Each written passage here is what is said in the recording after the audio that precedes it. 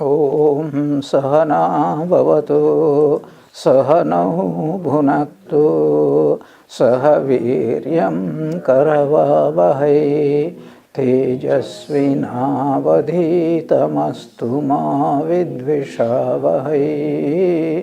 ॐ शान्ति शान्ति शान्तिः।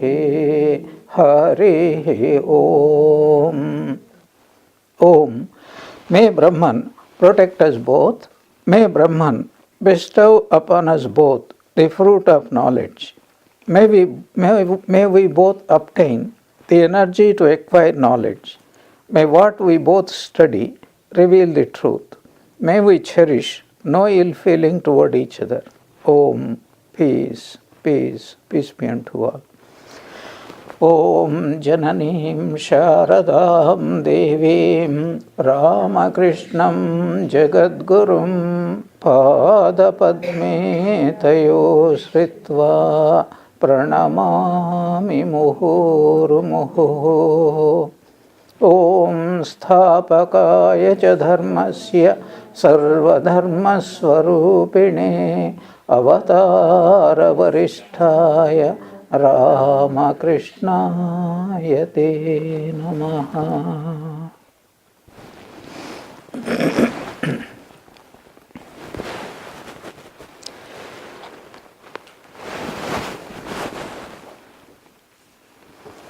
Last class we discussed Sri Ramakrishna's Gadadhar's powers of observation and imagination, and both these powers of observation and imagination led to something very remarkable, which is called aesthetic sense.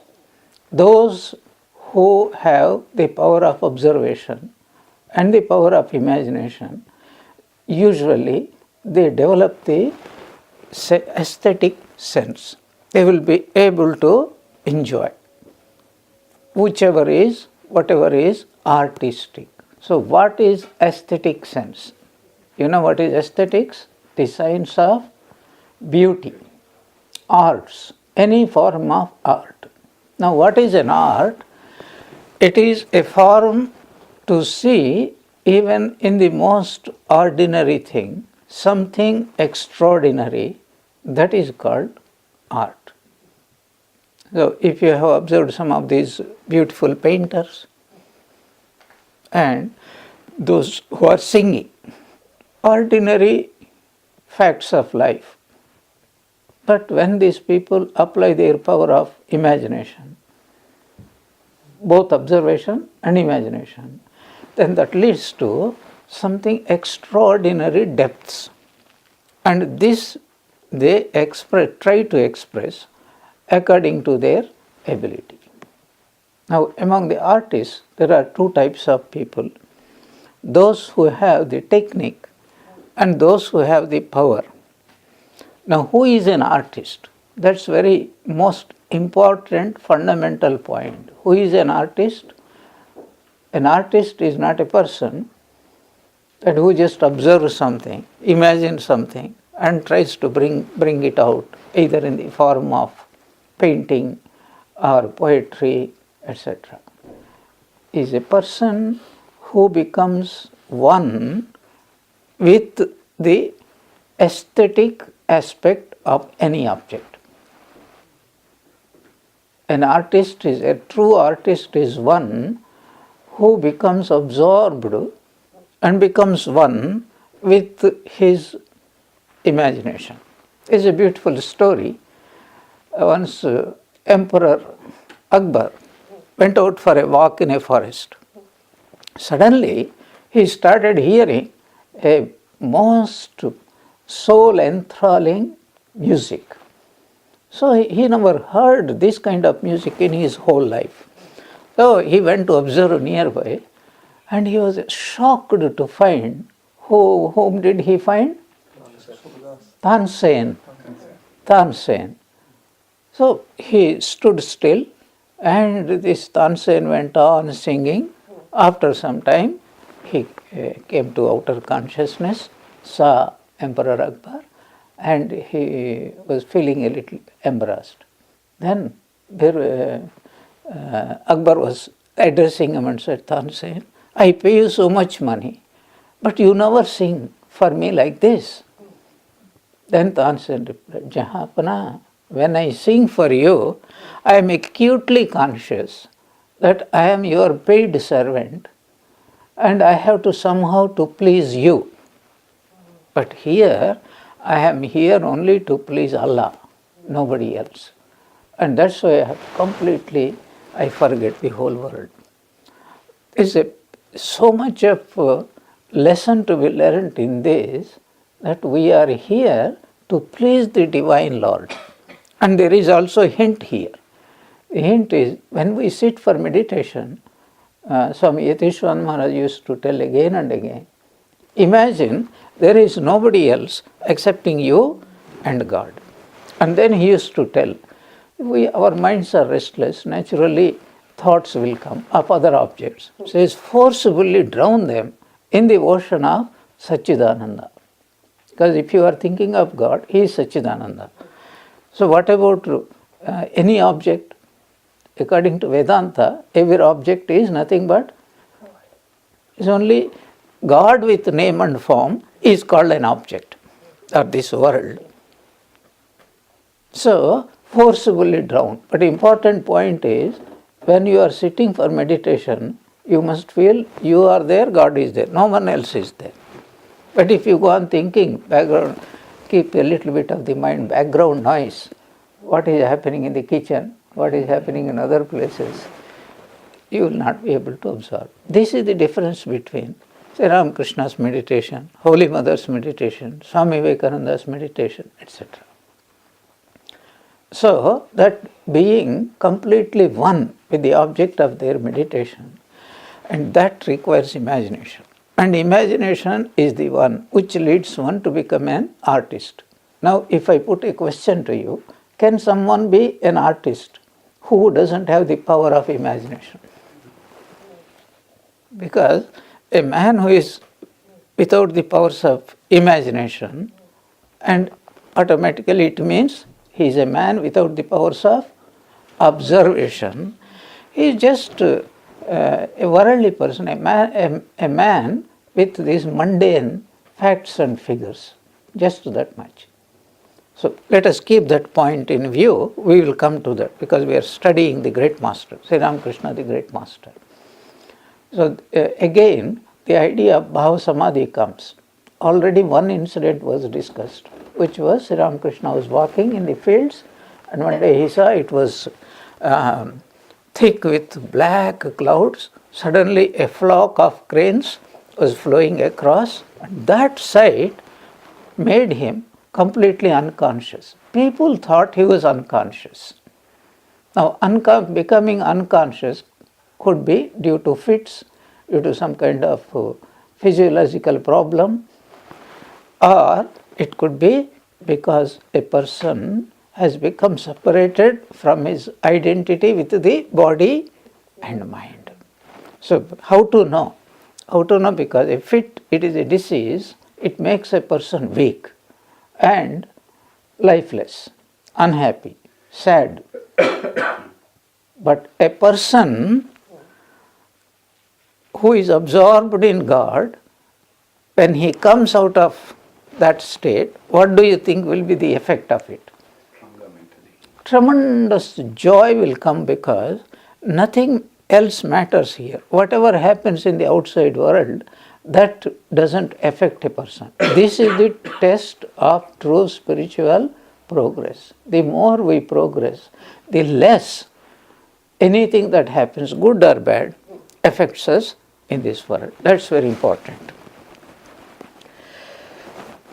Now, Gadadhar was 7 years old. The child's sweet nature developed. Everybody loved him more and more. This is a very important point, because usually our reaction to anybody else is we love our own people, however bad they are, and we do not love anybody else, however good they are. So, what does that show?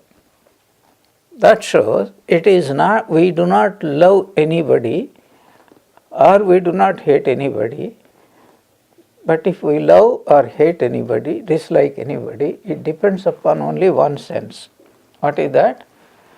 Are they mine or are they not mine? If they are mine, even if we become blind, even if they have got 150 faults, we become blind.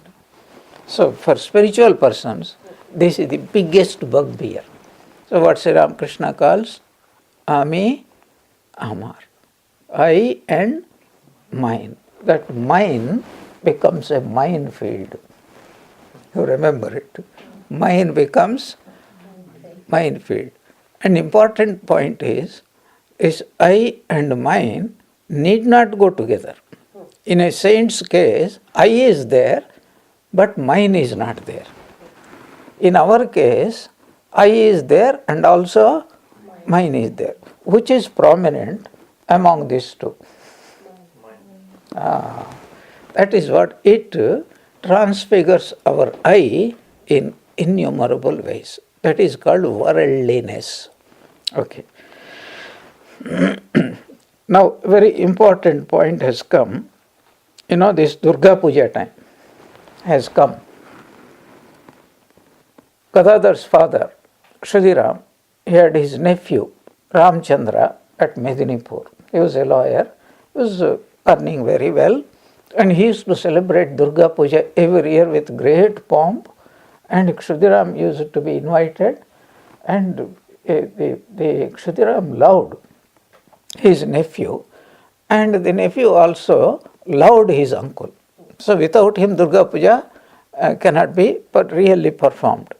So he invited this year also, when Gadadhar was 7 years old. Then what happened, we all know. Very briefly I will mention. Kshudiram was debating, should I go or should I not go? And then he decided, I am getting old and I am becoming frail. So if I don't go now, who knows, I may survive, I may not survive. Some kind of sense was there, he may not live for long. So he thought, anyway, and his heart was also tugging at giving up the company of Gadadhar. Here is a wonderful point. Every parent loves his or her children. But Kshudiram's attraction for Gadadhar, was it merely because he was his son or was something more?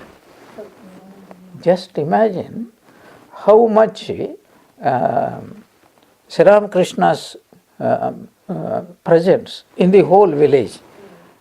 Everybody, just now I read, everybody loved him more and more and more.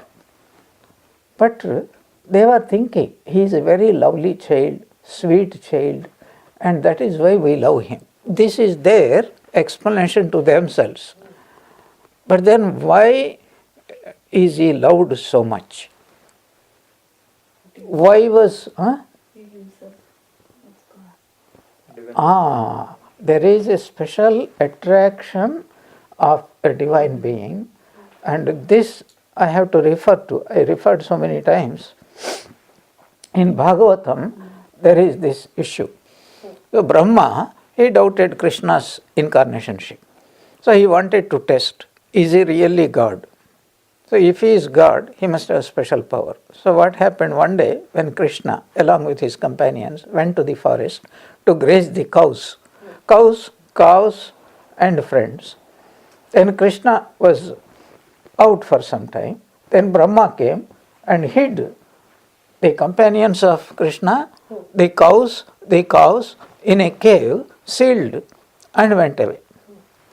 Krishna came and he understood this is Brahma's mischief.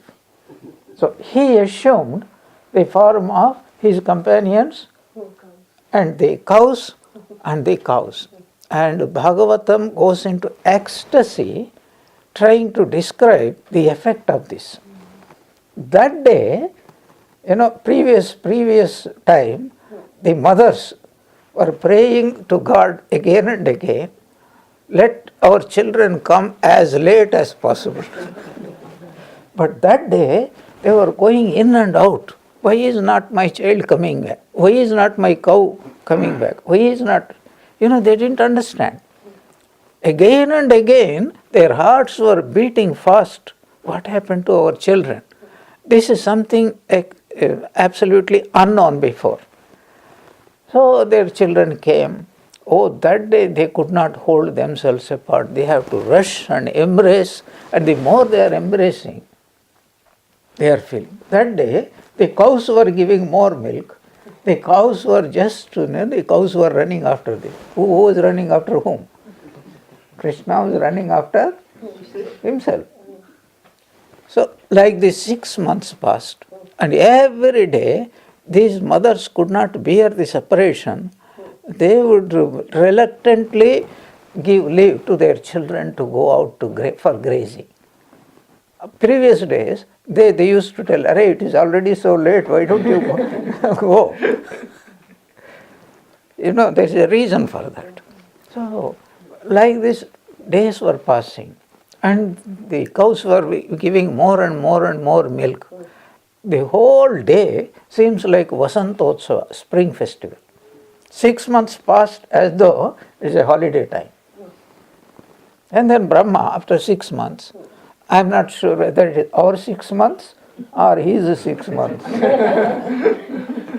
So he came and he found everything was going on as usual.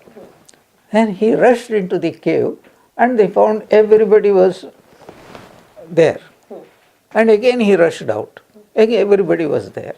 The boys were there, and then he understood. This Maya is possible only for God. So he fell at the feet of Sri Krishna and he hymns Bhagavan Krishna. Very marvelous hymn is there. Brahma's Stuti to Bhagavan Krishna. So that was the phenomena that was taking place, or being reenacted. The more Gadadhar was growing, the more the village people, women especially, started loving. We will come to that Leela, what Sri Krishna did. In a miniature scale, Gadadhar had shown how what is called Rasa Leela and other things. We will come to that later on. So this was the explanation. Now we are going back. Bhava Samadhi, the first time he saw these beautiful black clouds and he fell unconscious. So we discussed another point. What was it? If it was fit, illness, then the person becomes what is called nirananda, unhappy, as well as his bodily weakness, everything is seen. Whereas here, he was bubbling with joy and he told his worried parents, this is not a fitness, and he was more than joyful all the time. So that's an important point. If we come out of meditation, should we be more joyful than before we went for meditation, or what? Because we are thinking of God who is Ananda Swarupa. That should be a hint for us.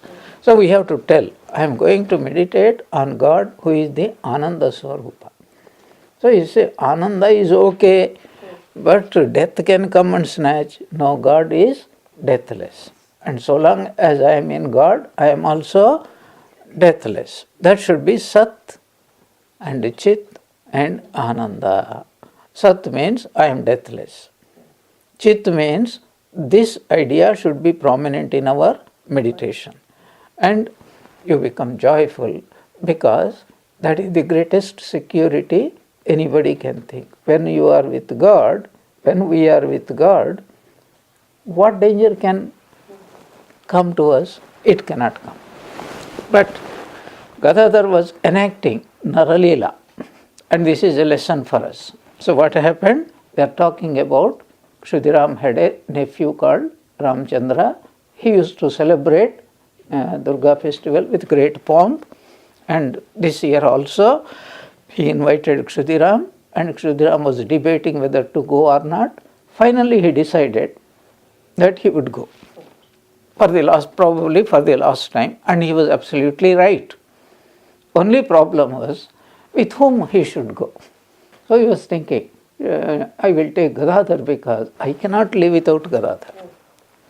But then he thought, his mother will not be able to live, without him. So he decided to he took Ram Kumar and he went there, and just before Durga Puja, and there he fell severely sick and he was almost unconscious. The Vijayadashmi, the 10th day, is called the immersion day. Now what happens, if this any kind of tragedy means death happens during the festivity time, then in Hindu families there is a this tradition, belief that no Shubhakarya, auspicious activity should take place. You see the point? So it will stop the festival itself. And this is not one-day festival. This is a 5-day festival. Shashti, Saptami, Astami, Navami and Dashmi. 5-day festival. Actually, a festival in many places is 9 days. And so it is called Navaratri. Divine Mother is worshipped with 9 different names, 9 different forms of Kumari, and that is why it is called Navaratri, Nava. But traditionally in Bengal, they do it only in the Bodhan. It is Shashti. Yesterday was called Bodhan. Bodhan means awakening the Divine Mother. It's a wonderful idea. We might discuss it later on. So the 10th day came, Kshudiram was almost unconscious. Then somehow the immersion had taken place. That means God will not create any obstruction in the devotee's joy. And then Ramchandra, his nephew, got news that he was very serious and he rushed back and Kshudiram was almost unconscious. Then he was not speaking. Then the Ramchandra, his nephew, asked him, "Uncle, you used to be so repeating God's name, why are you not repeating?" Then Kshudiram gathered all his strength. He was conscious. Said, "Ramchandra, is it you? Make me sit down." And he made him to sit down. And then clearly he uttered 3 times, "Raghuvir, Raghuvir, Raghuvir," and gave up the body. So the point we have to discuss, he was such a great devotee. His life itself is the greatest model for any householder. He was a true Brahmana. Who is a true Brahmana? The highest ideal of Hinduism is to become a Brahmana. Everyone must become a Brahmana. So why Hinduism had divided people into 4 categories? Shudra, it is 4th class, then Vaishya, then Kshatriya, and then Brahmana. So people later on, it is true, socially, these people have been almost made as untouchables and were terribly mistreated. And Swamiji came and remedied that. Swamiji means Sri Ramakrishna came and remedied it. There are wonderful incidents in the life of Sri Ramakrishna where he did not make the slightest distinction, even though he was the highest type of Kulina Brahmana, he was called. Brahmins also are divided into roughly 2 classes, Kulina and Akulina. An ordinary Brahmana who becomes a cook, who becomes a worshipper in the temples, this puja called pujari, these are looked down as a lower type of Brahmanas. But Kshudiram and some people like that, they are called Kulinas, means very pure character. But later on it became so much degenerated. We will not go into that. The point is that he lived the highest type of Brahmana's life. So that is where Hinduism, when it divided people into 4 categories, is it to oppress them, suppress them? No. So the caste system, it came into, from a spiritual point of view, what is called, if a person is very tamasic, then that tamasic person is called a Shudra. If he is admixture with tamas as well as a little bit of rajas, that person is called a Vaishya.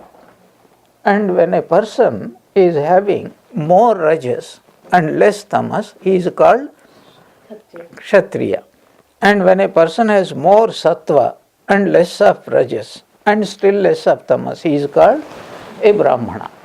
So our Hinduism, it divides people into these four categories, not for degrading them, but not for giving certain privileges, but it is for the sake of bringing everybody into the evolutionary scale. So you realize you are in this at the lowest step. You have to go to the next step, until one becomes a Brahmana. So there is a beautiful shloka which says, Janmana jayate Shudraha. Everyone is a born Shudra by birth. Samskarat dvija uchyate. When this person is trained, Yajnopavita means, very interesting. When a Brahmin gets this sacred thread, and previously even women used to get sacred thread, they were called Brahma Kumaris or Brahmavadins. In Brihadaranyaka Upanishad, we get this Gargi, Maitreyi, Katyayani, and so many several others. This later on, what is called people with wrong motives, it became a family affair now. It became a birth affair instead of guna. And then these people started to oppress, suppress certain types of people, and based upon the color of their skin. Black color means, usually black color means the lowest caste. One who is an Arya is supposed to be very fair color, because usually they used to live in the Kashmir and upper regions of the Himalayas. Climate makes a person's skin color. So like Africans, they are very, very black, kinky hair, etc. Now the point is, the caste is never given by birth. According to Bhagavan Krishna's teaching in the Bhagavad Gita, caste is determined by two factors only. What are those factors? Guna and karma, qualities and the type of activities one does. So guna means what here? Sattva guna, rajo guna and tamo guna.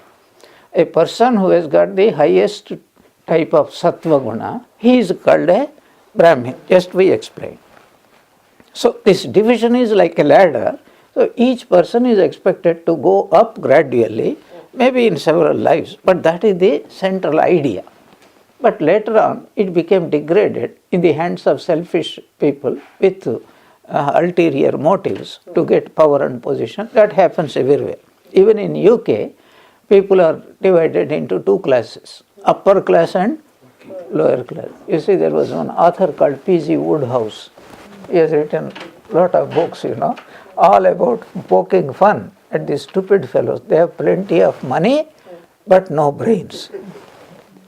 Okay, coming back, Janmana jayate Shudra. Everybody is a Shudra, lowest type of person by birth. Samskarat dvija uchyate. When a person is endowed with, that's why it is called dvija. Dvija means twice born, second time born. And as I mentioned many times, anyone who is initiated, he is a twice born person. So what happens? Samskara comes. He is given a sacred thread. This thread usually consists of 3 strands. So these 3 strands, they stand for a certain symbolism is there, meaningfulness is there. What is it? A person, he will study Rigveda, Yajurveda and Samaveda and absorb those teachings and improve his life. Or he will have control over his gross body, subtle body and causal body. Or he will have control over his thoughts, speech and actions. Thought, speech and actions. So this is to remind him, I am a Brahmana, and it is also to remind other people, you are a Brahmana, you are not supposed to do certain things and you are supposed to do certain things. So this Kshudiram, he was the highest type of Brahmana. He did everything according to the injunctions of the scriptures. And as we mentioned in our previous classes, he had marvelous visions of Mother Sitala Devi. Ramachandra appeared to him. And Sri Ramakrishna used to tell, when he used to chant Gayatri mantra, his chest used to be absolutely, the blood will flow from a lower region to his head. It used to be red. That's why people respected him. He was a great rishi. That is the idea of rishihood we discussed. A rishi, who is a rishi? A rishi is called mantra drashta, one who discovered a spiritual truth. Later on, the definition of the rishi came down a little. Anybody who discovers any type of truth, whether it is spiritual or secular, he was also called a rishi. For example, Aryabhatta, he was considered as a rishi because he was what is called vast knowledge of mathematics. Similarly, Charaka, Sushruta and others was considered to be rishis because they were great discoverers of certain medicines and medical procedures, including plastic surgery, operations, and it was highly advanced. But now we have lost that skills. Now we are rediscovering through modern medicine, etc. That was the idea of a rishi. But here, this rishi is purely a spiritual ideal. And he lived the life of a true Brahmana. And he had tremendous spiritual progress. And God himself was born as his own son. Do you think he will not get liberation with all those things? So that is why he uttered 3 times the name of God. And in our Bhagavad Gita also it says, whichever is the last thought before a person's death, that will determine his future life. So that is why we give the story of Jadabharata. He was thinking of a deer, and that's why he became a deer in the next birth. Now, what was Kshudiram thinking before his death? Only God. What do you think he will become? Only God. God means what? He is free from the bondages of all this samsara. That is a most important point.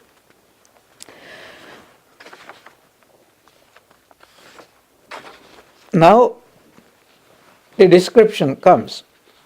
Gadadhar's boyhood. The effect of Kshudiram's death on the family. I will read out a little. Kshudiram's death affected the life of the family in many ways.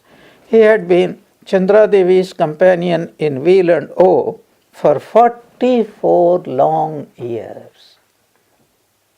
What a long time.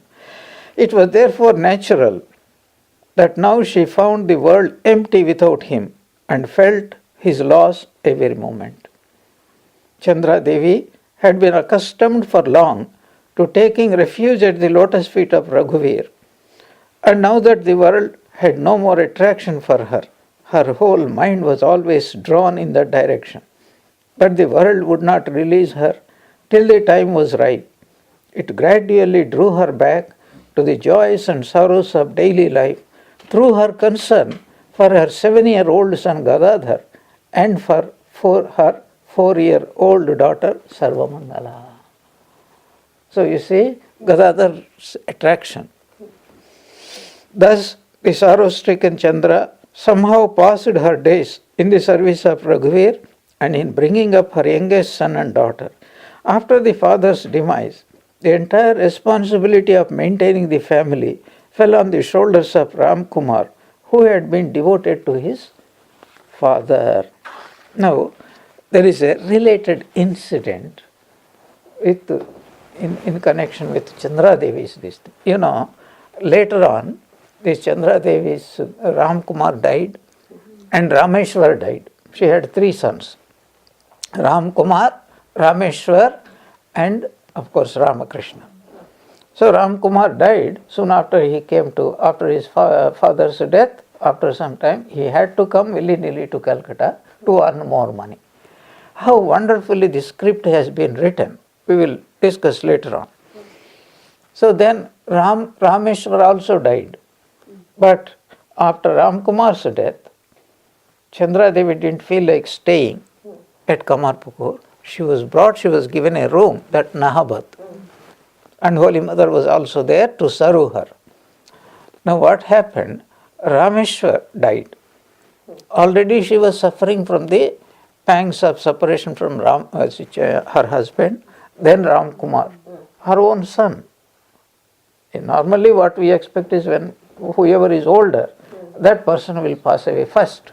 But here Ram Kumar passed away. Added to that, Rameshwar passed away. Now what would be her effect? So here comes the incident that Sri Ramakrishna received the news. His elder brother Rameshwar had died. And now he had to convey that news to Chandramani Devi. So he was praying, Ma, please keep her mind a little bit high. Otherwise, it would be too much of a shock. And the other shock was, at least one son is a normal son. According to ordinary people, normal son means not madcaps. But Ramakrishna was behaving in such a weird way. So she was thinking she will keep an eye upon him, and she came all the way. Now that was a worry, what to do. We will discuss in future. She had lots of misconceptions. Hriday was going to poison Sri Ramakrishna, and so many other things were there. So Sri Ramakrishna was concerned what to do. So he prayed to the Divine Mother, and he came, and in a very sorrowful mood, he conveyed this news. She looked at him, Baba, this world is like that. She started consoling Sri Ramakrishna. Instead of, he was preparing to console her, and she started consoling him. But the point is, she was one of the noblest persons in the world. Otherwise, God would not have chosen her as his own mother, like Mother Mary, like what is that? Yashoda, Sri Krishna's mother, Yashoda, and Buddha's mother, Maya Devi, and Chaitanya Mahaprabhu's mother, Shachi Devi. These were all not ordinary people. There is a rule that monkeys get monkeys. Only godly people will get godly children. That is the truth. So how great, how noble were these great children, how much of punya, what we call, merit these people must have done, earned to get God himself as their son.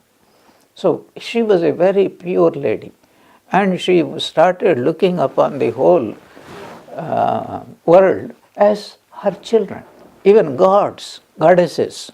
Previously it was reverence for them. I am your child, you are gods. But now I am your mother and you are my children. That is how she used to treat, because her son, only living son, was himself Gadai, God. Okay.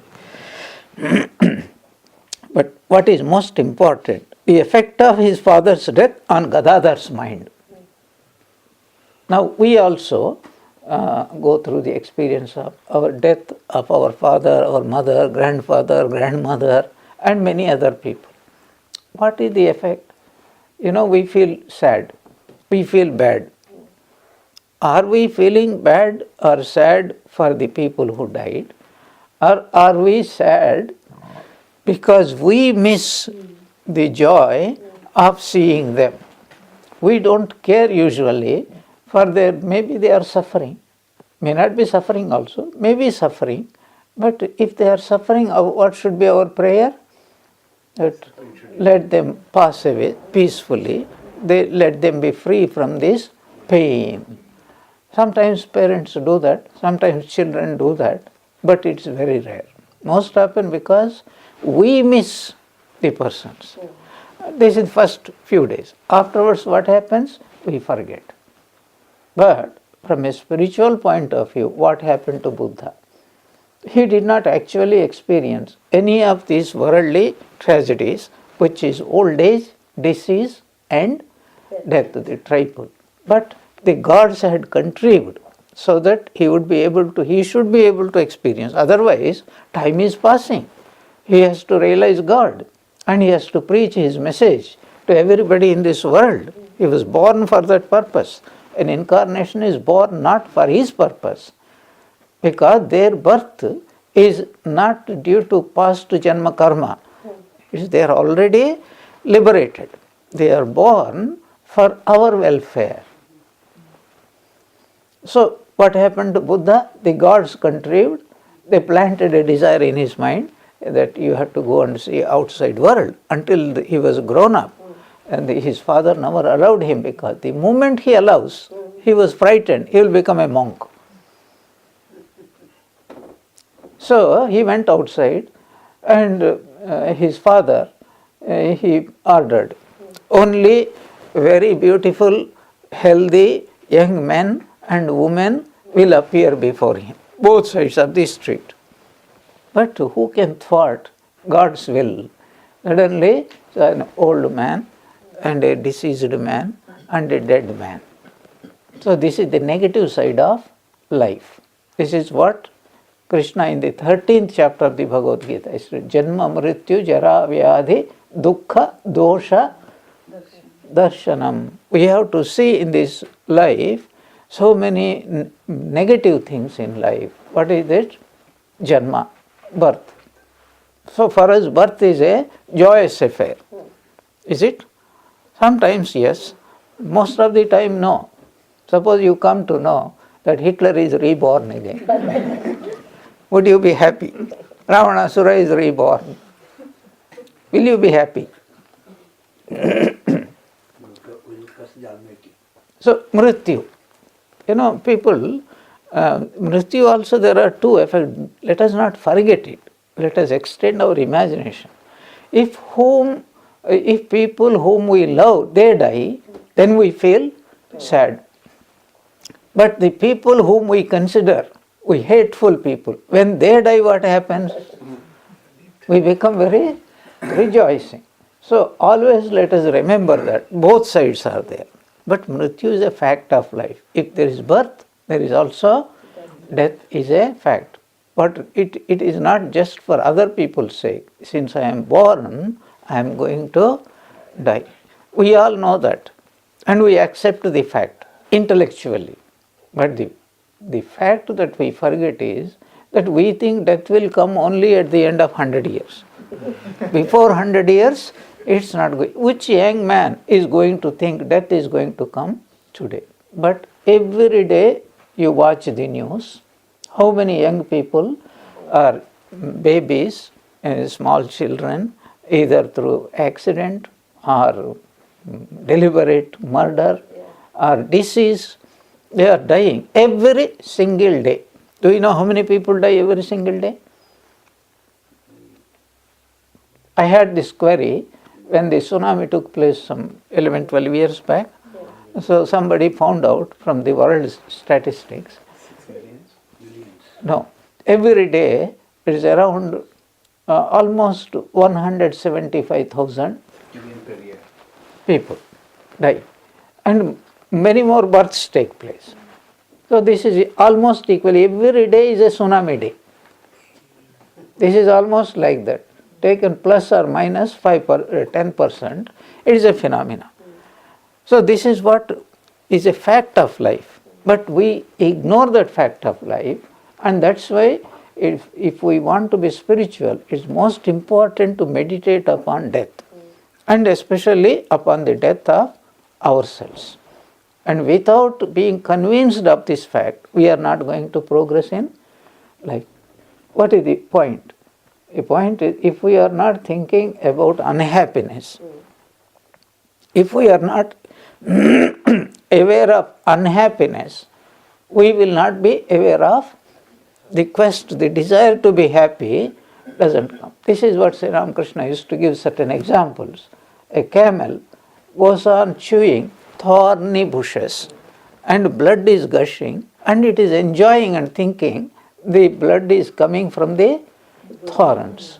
Or a dog is chewing a bone dry bone, and it is getting so much of joy. So, this is, if we don't think of death, what happens is death, disease, etc., old age, etc., then first thing is we don't prepare. And when we are not prepared, when it comes, it is a shock. And we don't want to accept old age, we don't want to accept certain types of diseases, and we don't want to accept, of course, death. But if we accept what happens, interesting, let us question ourselves. Suppose doctor or somebody comes and tells us, within 6 months you are going to die. What would be our reaction to this kind of announcement? Naturally, we become thoughtful. 6 months, because definite. Previously, indefinite. It will come, but we are not sure. But now, doctor has given the warning. It can happen any time before 6 months. Certainly, a human being should become very alert and then plan, what am I going to do? How am I going to die? What is going to happen to me? Some people, they take care and they do that. So what happened to Buddha? Instantaneously he became alert. This is the condition of every human being. So 2 things he wanted to tell. I want to become free from these 3 conditions.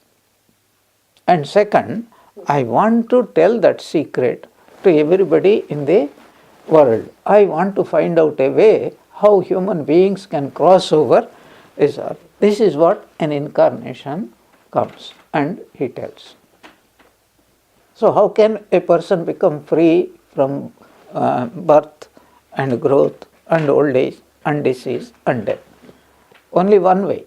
Having a body, we cannot escape. The only way is not to have any body. And if wherever there is a body, there would be also mind. Mind will be there. So the mind cannot be without body. So there are 3 things: the Atman and the body and the mind. So the Atman is pure consciousness. The body is pure unconsciousness, jada, what is called inert. But the mind, it borrows the consciousness. It is by nature inert, but like a mirror, it reflects the pure consciousness, and then it tries to pull the Atman and the body together. And that is what happens. Here is a body. This is called body.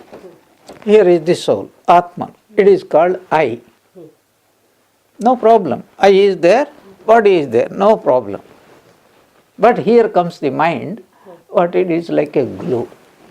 Now I am the body. All problems, I am the body. Important point we have to clear in this discussion is, when a person says I am the body, then his Sukshma Sharira also, the mind also knows I am the body. Therefore thinks what happens to me in the previous, next birth, what happened to me in the previous birth. All these several births is only with regard in the context of body only. If there is no body, then your jealousy, your ambition, and your all those things will simply fall. And how do we know? Every day we are experiencing a similar state. When you are in deep sleep, are you ambitious? Are you an officer? Are you a rich person? Are you running after any worldly objects? Why? Are you running after God in deep sleep? Why? Because the mind and body is separate. Because the mind is not there. No, body is there. Soul is there. The mind is not functioning temporarily. Therefore, these 2 things will have. If there is no mind, there is no world. If there is no world, there is no problem. If there is no problem, God, who is God? Problem solver. Solution for problems is called God. Since there is no problem, there is no need. So we have to meditate upon death, old age, and try to do our best to prepare ourselves because it is inevitable. So what happened to Gadadhar is like Buddha, he had the Buddha's another point is these are negative experiences, but the gods also showed him a very positive experience. What was that? He saw a Shramana, a monk who renounced the whole world. Now very briefly, who is a monk? A monk is not one who puts on ochre cloth. A monk is one who in his mind disassociated his identity with body and mind. I am not the body, I am not the mind. Mano buddhya hankara chittani naham shivoham shivoham. So that is our goal. Everybody might not have attained that, but that is a sannyasi is one. That is why he renounces his relationships with Purvashrama and all those things only for that purpose.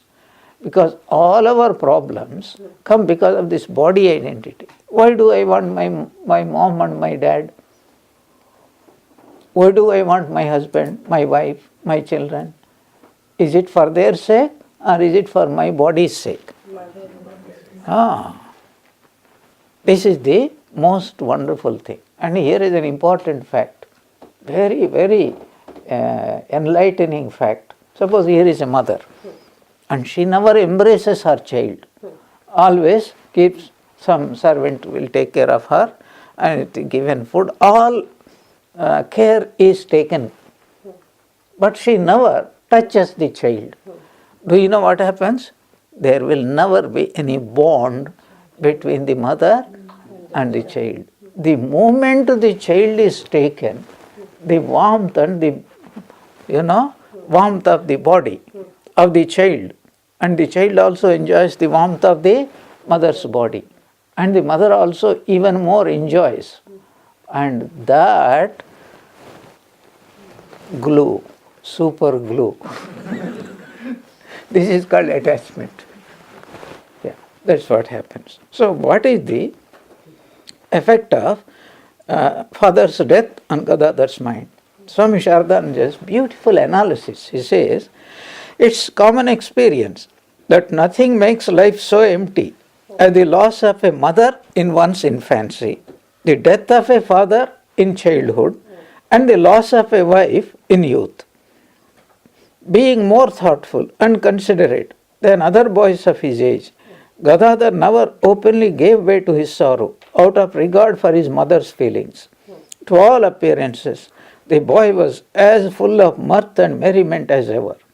Although he was seen sometimes wandering alone in the Bhutir Khal cremation ground, in Manikraja's mango grove, and other solitary spots. Nobody thought that there was any other reason for this than a boy's natural restlessness. But actually, Gadadhar was becoming more thoughtful and fond of solitude. He also studied the ways of various persons and observed everyone very minutely. So the death of his father had brought definite changes in the life of Gadadhar. What was the first? He became more thoughtful. Why was he visiting crematoriums? What is the speciality of a crematorium? See, that is where we confront death face to face, especially Indian crematoriums. Because many times, even today, nowadays, these crematoriums, the bodies are kept there. Sometimes they used to just to drag them, dogs, cattle, human beings, in the crematoriums. Don't think all only electric crematoriums are there and people are taken there. There are three types of these things are there. 3-4 types are there. What people do to a dead body.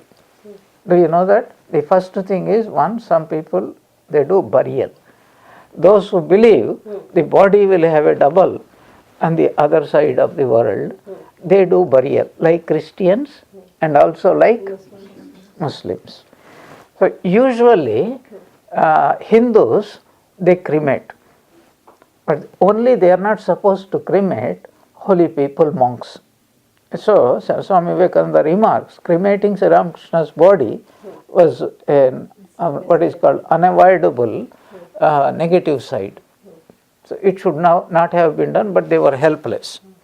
A holy person, his body itself considered so pure, so sanctifying. Usually what they do, what we call in South India, samadhi. The word samadhi is literally taken. These souls are in samadhi, including the body, and it gives a special sanctity where people can go and take from their spirituality. That is why anything associated with a holy person is considered to be very holy and sanctifying. So that's why we drink the water with which we wash the feet of holy, Pada Puja we call it, and all those things. So this is, we have got some relics here, and that's why people come, so many people come on first. Holy Mother, Swamiji, everybody's body has been burnt. Everything has been ashes, bones, some of the things they used, they are all being kept. Only recently in our Ramakrishna Museum, something belonged to Holy Mother was stolen. Yes, last year or 2 years before, I think it was stolen, and it is now recovered. People have that sentimental value is there. Even I have got even more than other people. For more than 20 years, I carried Sri Ramakrishna's dust, of his feet. How did you get it? When I was in Delhi, a brahmachari, I served an old monk, and he was carrying a little bit. So what happened, there was one Swami Vimalananda, Swamiji's disciple, Khagen Maharaj, and this Swamiji, they were colleagues. So Khagen Maharaj's mother, she met Sri Ramakrishna, and she collected the dust of Sri Ramakrishna's feet. When her son became a monk, she gave a little bit of it to him, and he shared a little bit to his friend whom I met. So this sadhu, he went to Vrindavan and he mixed it with Vrindavan dhuli, like homeopathic medicine, And out of that, he loved me, he gave me a little bit of it. So in a small bottle, I was carrying it for more than 20 years. Not 20 years. It happened in 74, 75. More than that. No, 65. 65, and I was in Delhi. 63 I joined. So 65 and until 1990 before I came here. So how many years? 90 minus 65? 25 years. I was carrying it. You haven't brought it here? No, listen what happened. Then you see, we constructed one temple of Sri Ramakrishna in Alsur. So I thought this is dangerous because I might lose it. So it is better that we put it, and we collected some hair and nails of Holy Mother from one of the disciples who was living in Bangalore. You know that two sisters who came to Holy Mother for Sister Nivedita's school. They collected, and their brother was there. So I collected those things, put in a silver casket, and put it in the Bedi, that altar for Sri Ramakrishna, put it in the middle, and then sealed it, so that everybody will get the benefit. So you see, the sentiment is there, and it is true. It saves us. Like Sri Ramakrishna used to say, if you eat a little bit of Jagannath Mahaprasad, it will make us instantaneously pure. And I believe in it. Every devotee must believe in it. So I take a little bit morning and evening also. Now the point is, so Sri Ramakrishna's, the effect of this death on Sri Ramakrishna. So this was the negative side he observed. Then he immediately understood. Remember, he had the power of observation as well as imagination. So he observed people die and they do all sorts of wrong things. and in the hope that they will gain more money, cheat people, go to courts, and before they could enjoy anything, dead. So this is life. He observed it, like Buddha observed it. But this is not the only thing. There used to come a lot of holy people, because in those days, we are talking about Kamarpukur.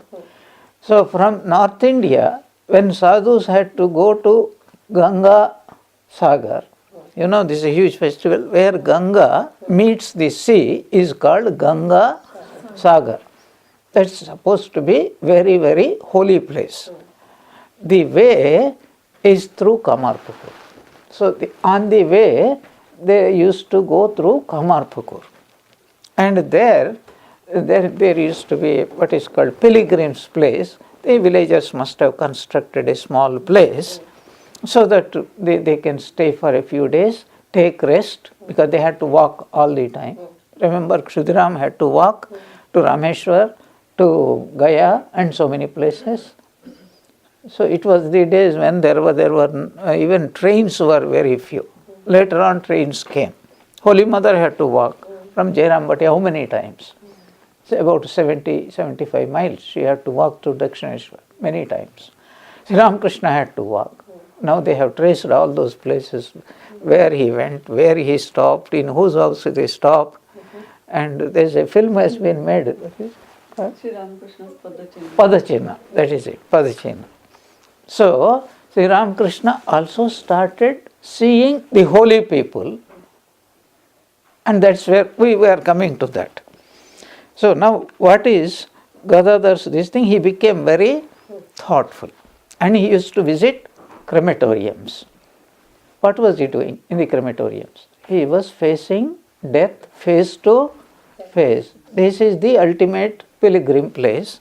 Everybody has to come. Means everybody who has a body has to come to this place. This is the ultimate place where they will be bid farewell and for the next life. And there, what do you think he was doing there? Meditating. Meditate on what?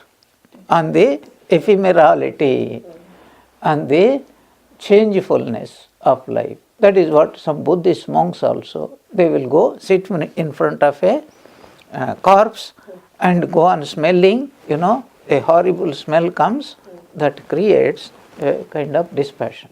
Anyway, we are discussing about what people, Hindus do, 3-4 varieties I said. So there are some religions, what they do, they bury. Hindus, they believe in cremation. But for sadhus, they will not supposed to cremate, supposed to bury and construct a small house which is called in South India Samadhi, like Raghavendra Swami Mantralaya and all those places, because we feel that though they had bodies, but this body is a very pure, holy, sacred body, and it has a power. So we can, that power we can access whenever we want, and it will help, and it is true. Absolutely it is true. This is one way. And for sadhus, another way of doing it is, their bodies are taken, it is called Jala Samadhi, taken and literally in a gunny bag with a heavy stone, it is dumped. And naturally the fish, the tortoises, they eat the flesh, and that is also okay. And that is how fish eats holy people, and we eat the fish, and we also become holy. Very good excuse for eating fish. So this is another way of doing it. Some people, they don't bury, they don't cremate, but they keep it in mausoleums, like Egyptians, mummies, etc.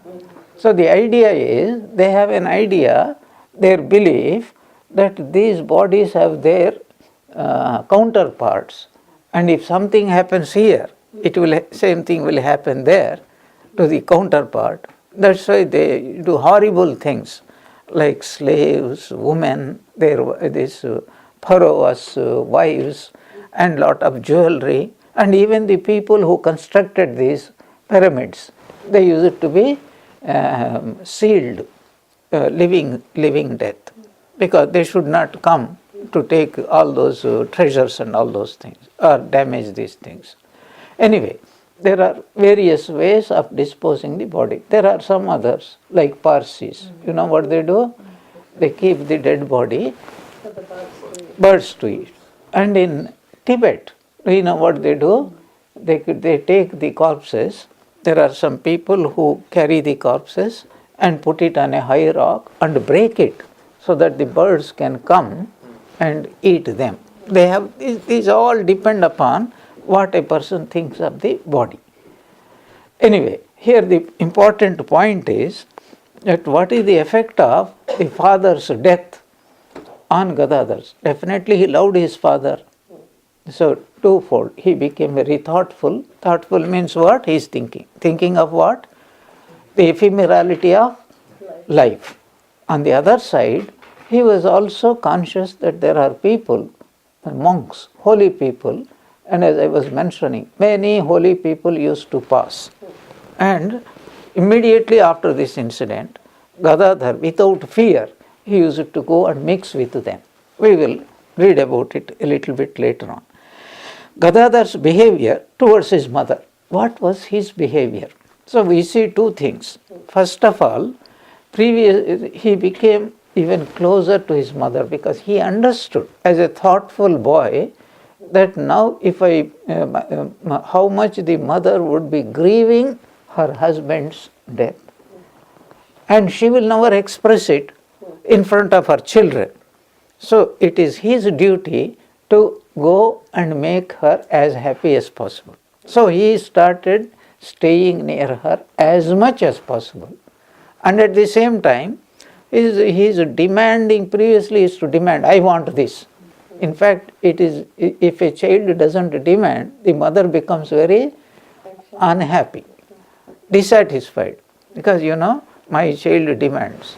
Also, that bond, a child thinks, I have every right to demand everything from our parents, especially the mother. Every child has that demand. This is what Sri Ramakrishna later converted into a spiritual demand.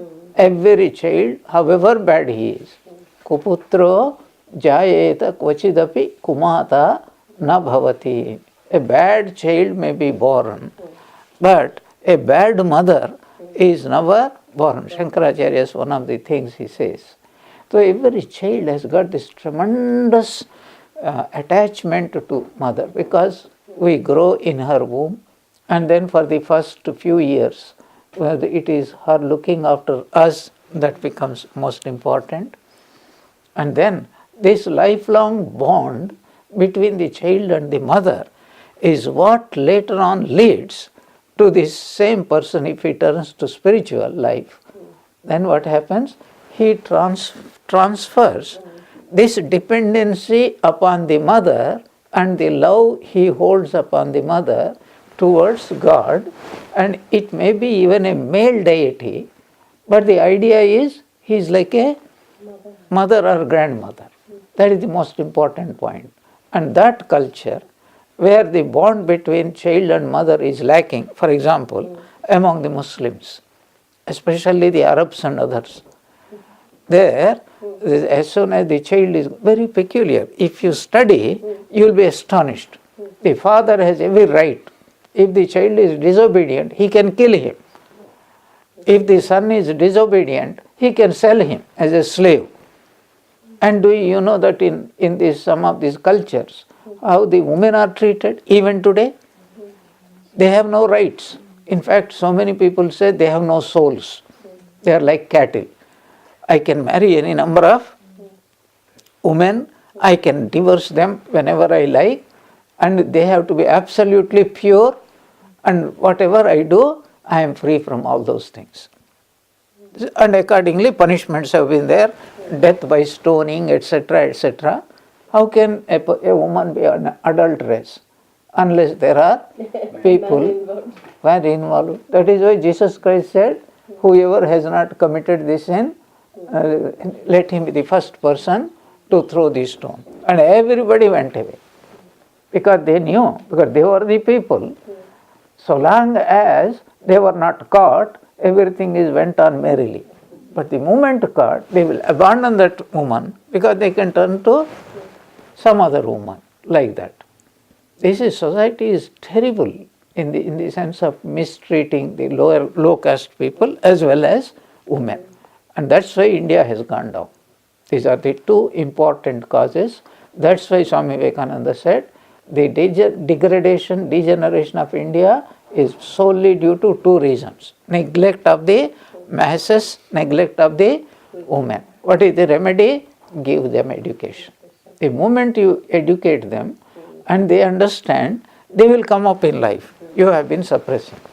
Anyway, our point here is Gadadhar's, there was a profound inner change which he never showed. Outside, he behaved very merrily. Why?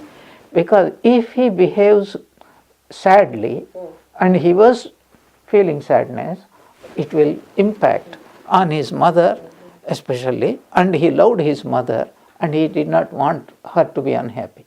So he kept that sadness unto himself and behaved as though very merrily. Second, he stayed with his mother as much as possible, helping her so that she will be relieved of the burden. And when he was near, then the mother also used to, for he had that ability to lift people's mind up from that engage. So naturally she will forget in the joy of her son. And he was also making her spiritual. At the same time, he was meditating and he was also mixing with holy people. This we will discuss it in our next class. Om Jananihim Sharadam Devim Ramakrishnam Jagadgurum Padapadme Tayo Shritva Pranamami Muhurmuhu.